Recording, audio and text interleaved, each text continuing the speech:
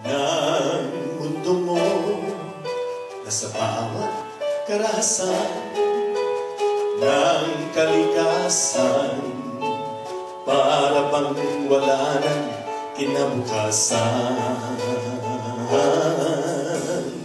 Naroon ikaw ay laging nalulumod na kung minsa'y titilin mo na ang buhay mo, kawalan ng pag-asa at parang walang nagmamahal, parang pampang na sa bagyo'y nabubuhay.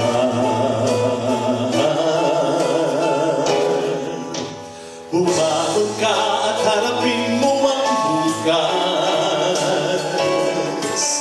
at huwag nang balikan ang mga bakas na lumipas. Bukang ayway sa'yo'y iba ang mamalas, pagkat mahal ka niya kahit sino ka man.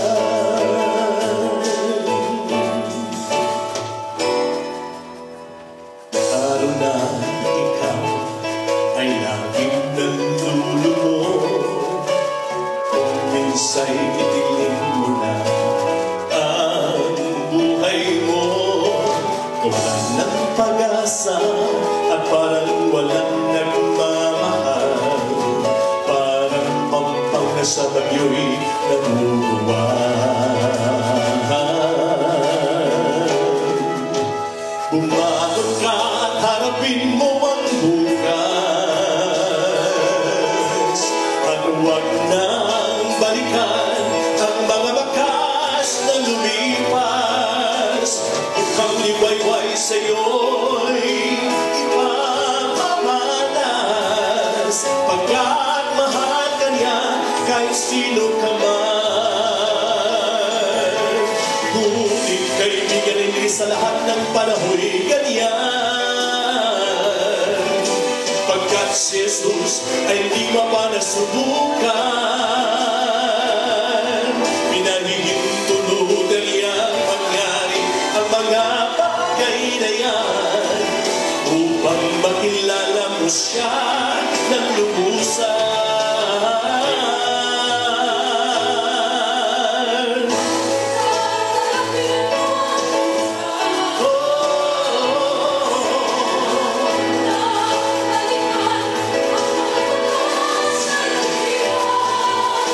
Bukang liwayway sa'yo'y ipamamalas, pagkat mahal ka niya, pagkat mahal ka niya, pagkat mahal ka niya, kahit sino ka man,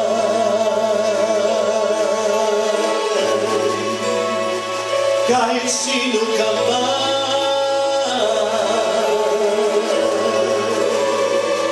Kahit sino ka man.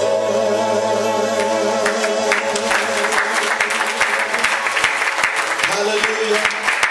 Praise the name of Jesus. Praise the name of Jesus. Praise the name of Jesus. Amen. Hallelujah. Hallelujah. Salamat na lang at minahal na ng Diyos sa kabila ng lahat. Kasi kung titingnan ng Diyos ang ating mga kamalian, titingnan ng Diyos ang kahinaan natin, titingnan ng Diyos ang kasalanan natin, impyerno natin, punta natin eh. But because of His love, because of His mercy, God loves us in spite of everything. Praise God. Hallelujah. Everybody say, praise the Lord. Tumayo po tayong lahat mga kapatid. Amen. Hallelujah. Hallelujah. Praise God. Praise the Lord. Salamat sa Panginoon at binigyan tayo pagkakataon muli na makarating sa tahanan ng Diyos mga kapatid. Maraming mga tao na we're just, I don't know, sometimes we got tired of disappointed in inviting people, or not just inviting people, that even they're very on our people to invite them to come to church, but praise God, well, they're busy. Pero sa Diyos mga kapatid, dapat may panahon tayo lagi sa Diyos. Because I think this is the important thing in our life. Amen. Lalo na sa panahon ngayon mga kapatid, praise God. Everybody say amen. Everybody say praise the Lord. It affects us sometimes when we hear something like that. Ang sitwasyon again mga kapatid. But let's have church today. Everybody say amen. Hallelujah. Praise God. I-focus natin mga kapatid ang ating kaligtasan. Amen. We cannot force people to go to heaven. If we can just have that opportunity, if we have just that power, mga kapatid, talian natin mga tao, pumunta lang sa church, mga kapatid, for them to find salvation, to find good things. And I know when we come to church, we come to the house of God, we can find good things. Amen. Hallelujah. Now, sa sanglibutan nito mga kapatid, we end up with frustrations because we cannot find things that will satisfy our soul, will satisfy our flesh. But I tell you, church, hallelujah, I believe every time I come to the house of God, I always get things from God. Hallelujah. I can hear from God. Praise the Lord. We are not God's, but we are the messenger of God. Everybody say amen. Amen. Hallelujah. And I thank God that there are people that are available to preach to us and teach us. Hallelujah. Praise God. Alam po natin mga kapatid that we're living in the last days. Narinig na, papansin niyo mga kapatid, every week lumilindol na mga kapatid dito sa LA. Napansin niyo yan? They're waiting for the big one. Do you ever heard that? Alam niyo mga kapatid, they're waiting, they're expecting for the big one. Sabi ni Sir Edith, sana huwag kami abutan. Hindi ko na sinabi. They're waiting on that. And mga kapatid, every day papasok just last week, the other day, meron 4 point something. Saan ang epicenter nun? Saan ang center nun? Somewhere, dito mga kapatid sa LA. Now, mga kapatid, hindi ako nag-alala mga kapatid. Because you cannot stop that. Nobody can stop it because we're living in the last days. The Bible said, earthquake in diverse places. And kailan lang mga kapatid, may lindol naman sa ibang bansa mga kapatid. It happens everywhere. Praise God. And I know mga kapatid, it's just a thing that God is waking us up. Because we know this is the time. This is the high time. Not just the time, but this is the high time.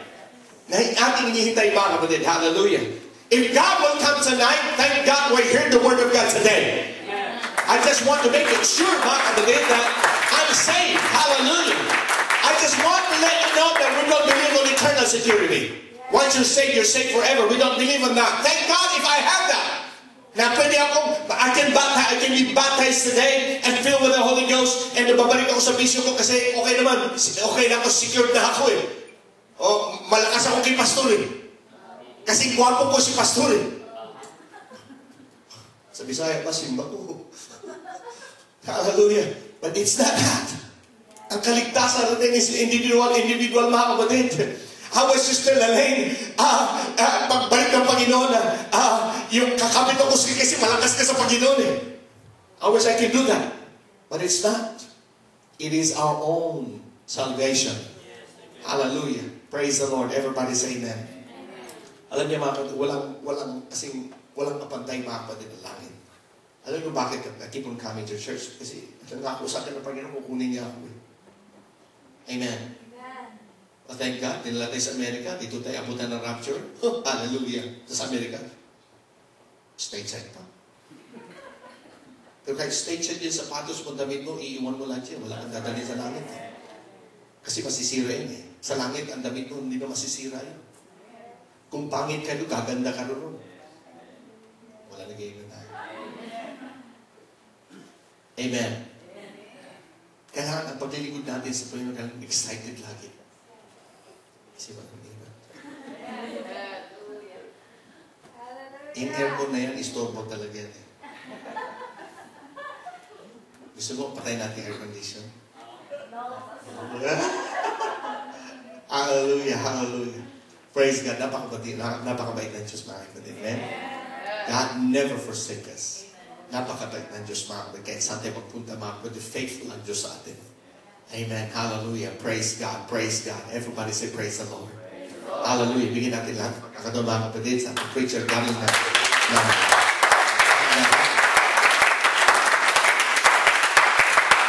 Galing na Anaheim. Praise the Lord. Praise the Lord. God bless you, Pastor. Thank you, Pastor Glenn. Everybody say praise the Lord. Praise the Lord.